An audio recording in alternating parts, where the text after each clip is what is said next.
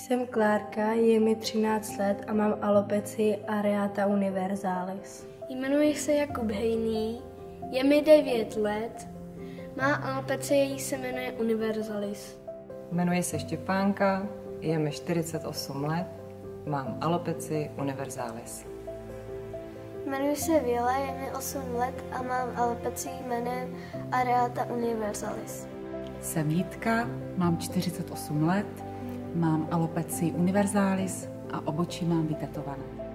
Jsem Ninka a mám 5 let a mám universalis. Alopecia universalis znamená úplně ztráta vlasů a ochlupení. Jsem Alex, je mi 40, mám alopecii totalis, mám neviditelné řasy a obočí.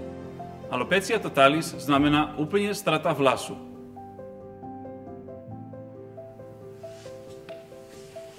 Jmenuji se Vlaďka, je mi 44 let a mám alopecii areata ložiskovou.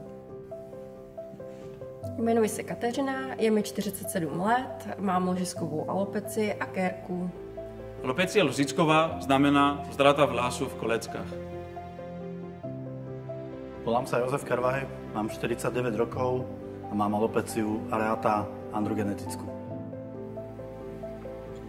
Jsem Martina, je mi 36 let a mám androgenetickou alopecii.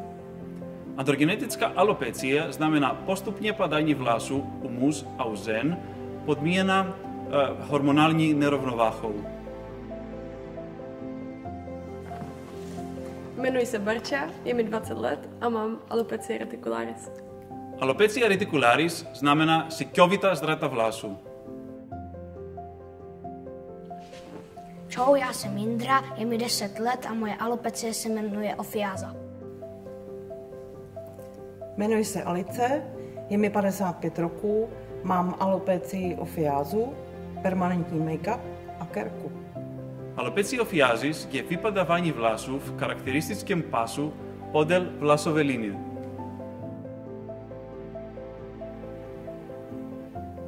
Jmenuji se Eliška, je mi 16 let, mám alopecii areata, závažnou formu. U alopecie areata klinický obraz není úplně jasný a vlasy nebo ochlupení můžou zároveň a částečně vypadat.